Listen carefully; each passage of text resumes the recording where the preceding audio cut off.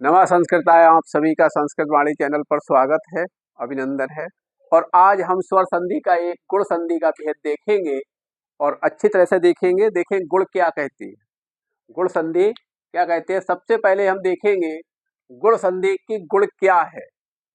गुण क्या है तो देखेंगे अदेन गुणा।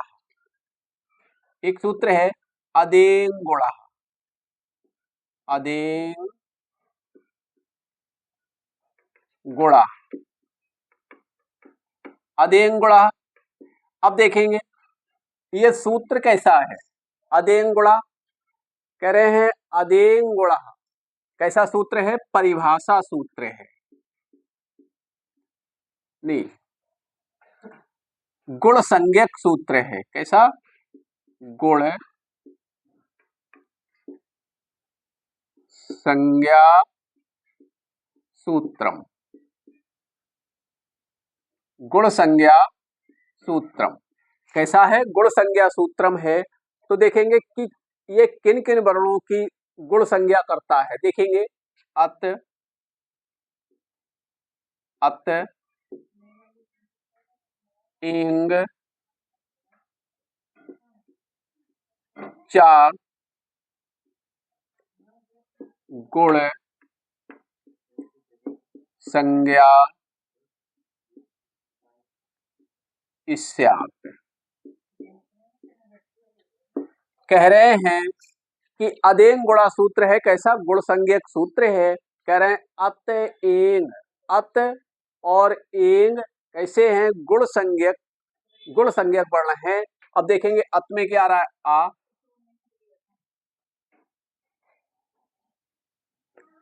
आ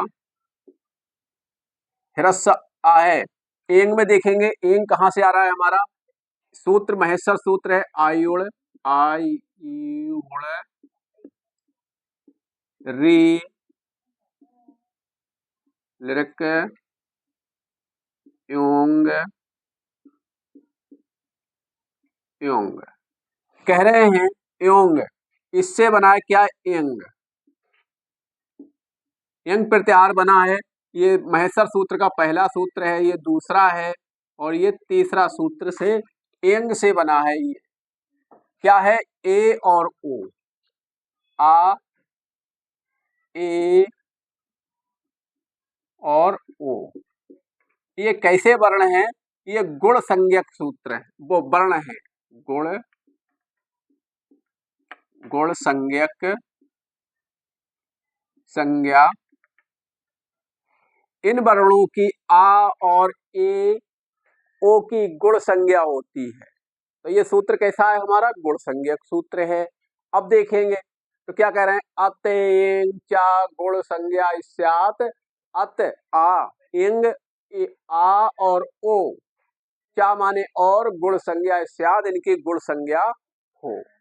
तो अब देखेंगे अदेन गुणा गुण संज्ञक सूत्र है। अब एक सूत्र आता है आद गुणा। क्या है, आद गुणा, आद गुणा, आद गुणा सूत्र ये कैसा सूत्र है। देखेंगे आद गुणा, आद गुणा कैसा सूत्र है, गुण विधायक सूत्रम। कैसा है, गुण विधायक सूत्रम। ये क्या करता है, गुण का विधान करता है। क्या है, आद गुणा। अब देखेंगे आद गुणा, आद गुणा कह रहे हैं कि आ, कह रहे हैं कि आ या आ के बाद कोई ई उ री लिरी आ जाए, आ या आ के बाद कोई ई, कोई इक वर्ण आ जाए। क्या है, देख लेंगे पहले ये कैसा है, आद गुणा गुण विधायक सूत्रम। ये ध्यान रखेंगे, अदेन गुणा कैसा सूत्र है, गुण संज्ञक सूत्र है। आद गुणा कैसा सूत्र है, गुण विधायक सूत्र है। ये गुण का विधान कर रहा है, गुण संधि का विधान करता है। अब देखेंगे कह रहे हैं आ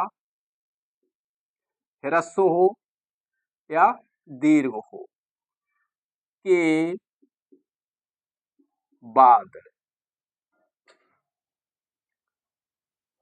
बाद या परे एक वर्ण हो, इक इक इक जान रहे हैं, कह रहे हैं इक, ई से लेकर के रे लिरी तक ये वर्ण है इक। कैसे हैं? इक वर्ण है। इक वर्ण कौन से हो? परे इक, ई, उ, री, ए, ओ, री, लिरी, आए, तो कह रहे हैं आ या आ के बाद या परे इक, ई, उ, री, लिरी आए तो एड़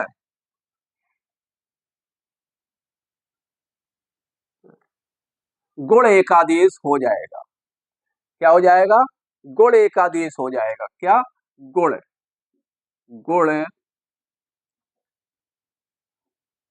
एकादेश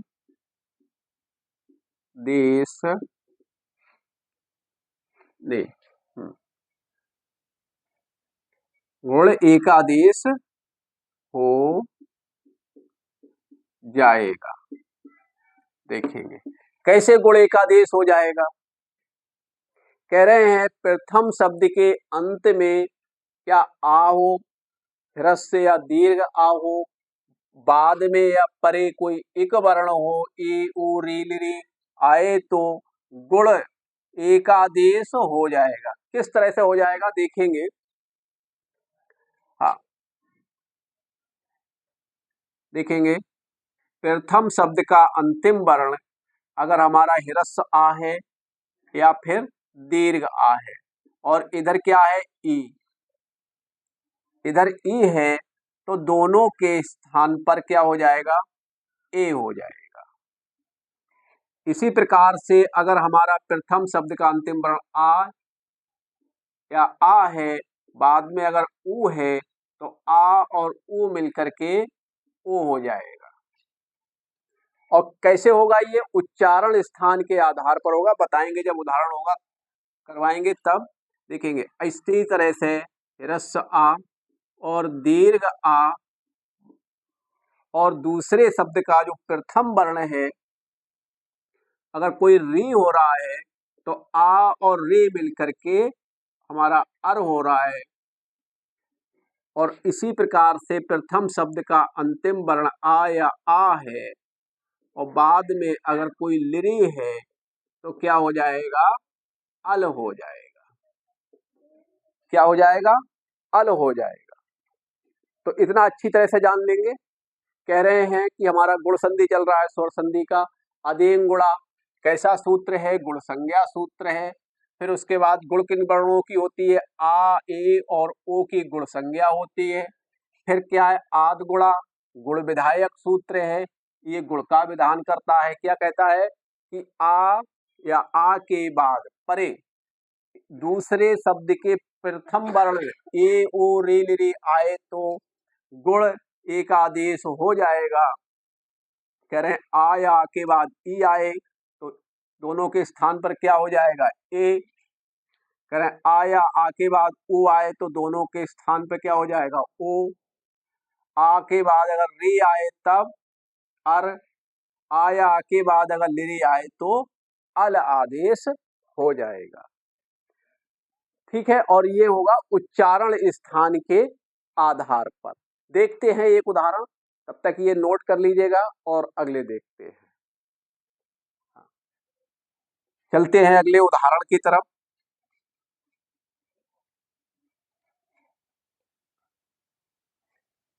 देखेंगे, ये तो जान ही रहे हैं गुण गुण गुण वर्ण है हमारे आ, ए और ओ, ये हमारे गुण वर्ण है, गुण वर्ण है। अब देखेंगे उदाहरण, उदाहरण देखेंगे, एक से ही क्लियर हो जाएगा, बाकी के और भी उदाहरण बताएंगे। हाँ, देखेंगे सबसे पहला उपेंद्र। उपेंद्र, इसका देखेंगे और एक बहुत ध्यान से देखेंगे, उपेंद्र, तो इसका विच्छेद होता है उपधन इंद्र। क्या होगा? उपधन इंद्र, उपधन इंद्र। अब हम मान लीजिए अगर हमारे परीक्षा में आ जाता है उपेंद्र शब्द आ जाए तो हम इसका विच्छेद कर देंगे उपधन इंद्र। क्या है? उपधन इंद्र। अब नियम के आधार पर चलेंगे, गुण संधि का नियम क्या है? आद गुणा क्या कहता है कि प्रथम शब्द का अंतिम वर्ण और दूसरे शब्द का पहला वर्ण, प्रथम शब्द का अंतिम वर्ण कोई ह्रस्व या दीर्घ आ हो और दूसरे शब्द का पहला वर्ण कोई इक हो, इक में ए ओ रे लिरी हो, तो हमारा प्रथम शब्द का अंतिम वर्ण है यहाँ पर हमारा क्या मिल गया? ह्रस्व आ मिल गया। इधर देखेंगे दूसरे शब्द का पहला वर्ण हमारा क्या मिल गया? ई मिल गया, यही है ना। अब देखेंगे, अब इसकी जगह पे आदेश क्या होगा? अब हमारे गुण संज्ञा तो 3 वर्ण होते हैं, आ ए ओ, कौन सा रखा जाएगा? तो पहले देख लेंगे आ का हमारा उच्चारण स्थान कहाँ है?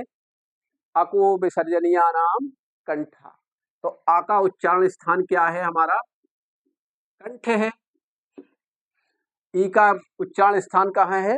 इचु ऐसा नाम तालु, तो इसका उच्चारण स्थान क्या है? तालु है।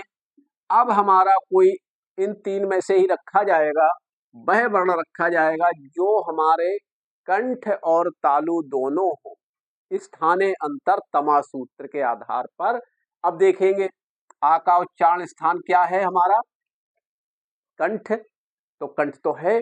अब देखेंगे ए का क्या है? ए दई तो कंठ तालु, तो और ओ दो तो कंठ ओष्ठ, तो ओष्ठ की कोई चर्चा नहीं है। क्या है? हमारे कंठ और तालु की चर्चा है, तो आ और ई मिलकर के हमारा क्या रखा गया? ए। आ और ई मिलकर के हमारा ए हुआ, क्यों? क्योंकि इसका उच्चारण स्थान हमारा कंठ और तालु दोनों है, और तालु हमारा दोनों है, तो इसी के आधार पर उच्चारण स्थान के आधार पर हमारा ए रखा जाएगा, क्योंकि गुण संधि में इन्हीं 3 वर्णों में से कोई रखा जाएगा, या फिर हमारा अर या फिर अल, ये वर्ण होंगे।